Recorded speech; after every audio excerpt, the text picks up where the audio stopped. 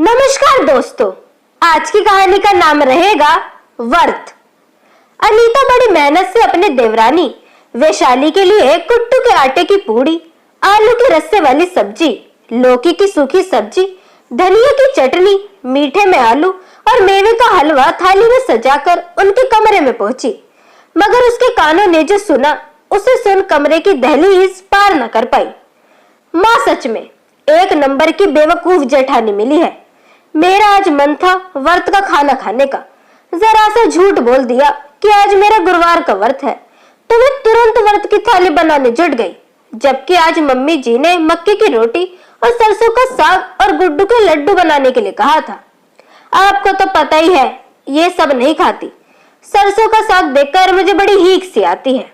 बस मैंने थोड़ा सा प्यार से क्या बोला और भाभी तैयार हो गई इतना सारा खाना बनाने के लिए। सच, ससुराल में ऐसी बेवकूफ जेठानी मिल जाए तो क्या ही कहने, दुनिया भर की सारी परेशानियां दूर हो जाए।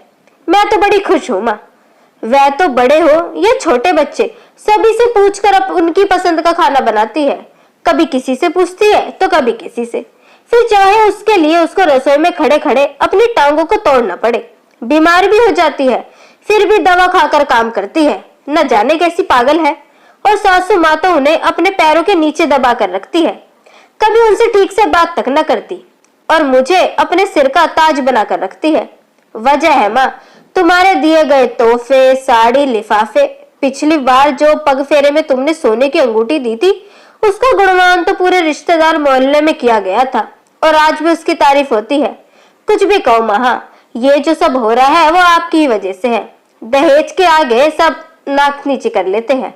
उन्होंने कहा मेरी छोटी बहू के बराबर दूसरी कहाँ मिलेगी। स्पीकर ऑन था, ऊपर से आवाज आई, फिर तो तू ऐसी जेठानी से बनाकर रखना जो थोड़े से प्यार से बोलने पर पिघल जाए। ऐसा करना, अपनी पहनी हुई साड़ी गिफ्ट कर देना, गरीब घर की है। ऐसे उतरन से वो बड़ी खुश हो जाएगी और तेरा काम भी बिना कहे कर देगी। जैसा तू बता रही है, अगर वो इतनी बेवकूफ है तो फिर तो बेटा तेरे मजे आ गए। कल को तेरे बच्चे होंगे तो तुझे पालने की भी टेंशन नहीं, अपना मजे से रहना, वो ही पालेगी। सुनकर अच्छा लगा, मेरी बेटी राज करेगी उस घर में। अब ऐसा बोलने वाली और कोई नहीं, वैशाली की माँ थी। अनीता की आंखों में आंसू बहने लगे। आखिर मेरे साथ ही ये सब क्यों होता है? कहीं मैं अच्छा करने जाती हूँ, वही लोग मेरी मजबूरी समझकर उसका फायदा उठाते हैं। इस घर में 3 साल हो गए, सोचा था अपने अच्छे व्यवहार से सबको अपना बना लूंगी, सास ससुर के माता पिता और देवर को अपना भाई बना लूंगी।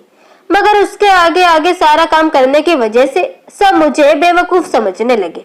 सास ससुर ने अपनी सेविका और वही देवर ने अपनी नौकरानी बना दिया। पति से शिकायत की तो वे अपने परिवार वालों के खिलाफ कुछ सुनने के लिए तैयार ही ना थे। इसीलिए जो हो रहा था चुपचाप सहन किया। फिर जब देवर की शादी हुई तो उसकी खुशी का ठिकाना नहीं था। सोचा खुद की कोई बहन नहीं थी तो देवरानी को अपनी छोटी बनाकर रखूंगी, क्योंकि बहन की कमी हमेशा मुझे खाती रही और अपना सुख दुख उसके साथ भी बांटूंगी। मगर उसके घर में आते ही सास ससुर उसके गुणगान करते नहीं थकते, बात बात पर उसकी तुलना मुझसे करते। देवर किसी काम में हाथ लगाने नहीं देते। 2 महीने हो गए, वैशाली ने रसोई के दर्शन नहीं किए। हाँ, जब कुछ अच्छा खाने का मन करता है तो भाभी भाभी करके मीठी मीठी बातें बोल लेती है, उनसे अपना काम निकलवा लेती है। वह भी बावरी प्यार के 2 बोल सुनकर पिघल जाती है और अपनी छोटी बहन समझ उसके काम करती है, बिना वक्त गवाए करती है। आज भी वह वही हुआ। पूरी रसोई बन चुकी थी, मगर उसके कहने पर दोबारा सफाई करके व्रत का खाना बनाया गया, जो कि जरूरी नहीं था। मगर उसका मन रखने के लिए अनीता ने इतनी मेहनत करने की कोशिश करी। साथ में वैशाली को अच्छे से पता था कि सासू माँ की महिला मंडल की औरतें शाम को आ रही हैं, उनके लिए भी नाश्ते में समोसा पकोड़े तैयार करने हैं। किसी ने सही कहा था, सीधे लोगों को ही मूर्ख बनाया जाता है, कभी प्यार से तो कभी फटकार से, क्योंकि वह अपनी बातें दूसरे तक नहीं पहुंचा पाते। मगर अब और नहीं, आखिर मैं कितना सहूंगी, कब तक दबती रहूंगी? आखिर मैं इस घर की बड़ी बहू हूँ, तो जो सम्मान छोटी बहू को दिया जाता है वही बड़ी बहू को भी मिलना चाहिए। सोच थाली लेकर वापस चली गई। थोड़ी देर बाद वैशाली इठलाती हुई रसोई में पहुंची। भाभी, मेरे व्रत का खाना दे दीजिए, मुझे भूख लगी है। मुझे लगा आप कमरे में ही लेकर आओगे, आप आए नहीं। वैशाली, आज अचानक 2 महीने बाद तुम्हारा गुरुवार कहाँ से आ गया? आज तक तो तुमने व्रत कभी नहीं रखा। अनीता ने सवाल दागा। वैशाली सक पकाते हुए बोली, जी भाभी, वो तुम्हारे कोई व्रत नहीं था तो वैशाली सिर झुकाए खड़ी थी। जी भाभी, वो तुम्हारा कोई व्रत नहीं था तो वैशाली सिर झुकाए खड़ी थी। सुनो, आइंदा मुझे इस तरह का मजाक मत करना। दूसरे व्रत का खाना सारा बना चुकी हूँ मैं। तुम्हें ज्यादा भूख लगी है तो खुद बना लेना। और हाँ, आज से दोपहर का खाना तुम बनाओगी और रात का मैं। 2 महीने हो गए, तुम्हारी मेहंदी भी पूरी तरीके से उतर चुकी है। अब तुम्हें रसोई में आने से परहेज नहीं करना चाहिए। अनीता को जोर से बोलता हुआ देख छोटा बेटा मोहन और सास नीलिमा दौड़ी दौड़ी रसोई में पहुंची और बोली, बड़ी बहू, ये क्या तरीका है छुटकी से बात करने का? बेचारी नहीं है तो तुमने उसे अकेला समझ लिया क्या? मैं उसके साथ खड़ी हूँ, ज्यादा हुक्म चलाने की जरूरत नहीं है, समझी? जैसा होता चला आया है वैसे ही होता रहेगा। हमेशा याद रखना, यह घर मेरा है, यह मेरे नियम चलेंगे। बोल सर से सर का पल्लू ठीक करने लगी। माँ जी, माना ये घर मेरा नहीं है तो फिर कायदे से ये घर आपका भी नहीं है। जैसे मैं इस घर की बहू वैसे आप इस घर की बहू, और सही बहू के लिए घर के नियम एक जैसे होने चाहिए ना। जैसे मैं पिछले 3 सालों से इस घर का सारा काम करती आई हूँ, अब मेरी देवरानी को भी इसका हिस्सा बनना चाहिए और हम दोनों को काम भी आधा आधा बांट लेना चाहिए। इसीलिए आज शाम के नाश्ते के लिए चाय और पकोड़े की व्यवस्था वैशाली ही करेगी और हर रोज वही करेगी। नीलिमा जी ने देखा बेटा रोहन अपने कमरे की तरफ जा रहा था तो चिल्लाती हुई बोली, देख रहा है तेरी पत्नी के कैसे मुंह चल रहे हैं, खड़ी खड़ी मेरे से जबान लड़ा रही है। घर के नियम कायदे कानून बदलने चली है, संभालने, वरना 2 मिनट नहीं लगेगी मुझे इसे घर से बाहर निकालने में।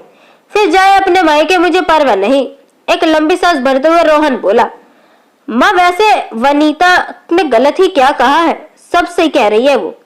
जब अनीता और वैशाली दोनों इस घर की बहू है तो अकेली सारी जिम्मेदारी ये क्यों संभाले? आप दोनों की जिम्मेदारी आधी आधी कर दीजिए जिससे कि कोई परेशानी ना हो। और फिर इतने सालों से अनीता ने ही आपकी सेवा की है तो आप उसकी बात को नहीं रख सकती क्या? अगर आप ऐसा नहीं करेंगी तो मुझे लगेगा आप दोनों बेटों की तरह दोनों बहुओं में भी भेदभाव कर रही हैं। अपने बड़े बेटे रोहन की बात सुन नीलिमा जी का मुंह खुला रह गया। इतने सालों बाद बेटे ने अपने दिल की बात कही और गलत भी कहा थी। जहाँ एक तरफ रोहन उन्होंने पूरे परिवार की जिम्मेदारी डाल रखी थी, वहीं मोहन को अपने मन की चीजें करने वो देती थी। जहाँ रोहन अपनी नौकरी से पूरे परिवार को पाल रहा था, वहीं मोहन अपना बिजनेस करने के बावजूद भी बूटी कौड़ी घर में न देता था। फिर भी अपने माता पिता का बड़ा लाडला था, बस इसीलिए क्योंकि वह छोटा था। और आज नीलिमा जैसे वैसा ही व्यवहार उसके साथ हो रहा था। दोनों बहुओं की तरह वो उसी तरह उससे भेदभाव भी कर रही थी जैसे अपने बच्चों में करती थी, जिसका नाजायज फायदा कहीं न कहीं उसकी बहू खुद उठा रही थी।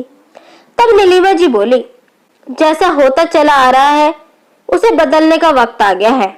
बड़ी बहू ने सही कहा है, मैं खामखा ही कुछ और कह रही हूँ। वैशाली, आज से तुम अपनी जिम्मेदारी संभालो और अब से रोहन मोहन दोनों घर के खर्चे आधे आधे बांटेंगे। जो भूल मुझसे हुई अब मुझे नहीं लगता मुझे उसे आगे और बढ़ाना चाहिए, क्योंकि अगर ये अभी नहीं सुधरी तो आगे कभी नहीं सुधर पाएगी। तो दोस्तों, कैसी लगी आपको आज की अनोखी कहानी, ये हमें कमेंट सेक्शन के थ्रू जरूर बताएं। वीडियो अगर आपको पसंद आई हो तो इसे लाइक जरूर करें, साथ ही इसे अपने दोस्तों के बीच भी शेयर करें। चैनल को सब्सक्राइब करना ना भूलें। मिलते हैं आपसे अगली वीडियो में, तब तक के लिए गुड बाय।